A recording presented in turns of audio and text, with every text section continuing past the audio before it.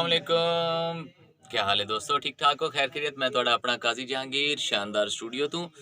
तो दोस्तों एक खास खुशखबरी के झोंक टीवी जनाब रिजवान कलंदरी साहब सूबा सराकी वास्ते ते सराकी खिते वास्ते बहुत अच्छियां काविशां करने पैन ते अज ही थू नगमे कुछ रिकॉर्ड थे सराकिस्तान दे हवाले नाल, सूबा सराकिस्तान दे हवाले नाल।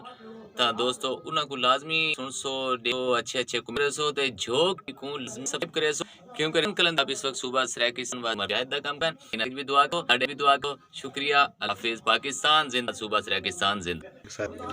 ते दोस्तों नगमा रिकॉर्ड कराया है बहुत ही मशमारूफ और मकबूल हस्ती रफीक साहिल साहब किस हफ्ते बाद ते आई नहीं है ते उन अपनी ज़बान आया है ते उन्हां दी भी जरूर हफ्जाई करे सो, उन्हां दे हक च भी दुआ सो।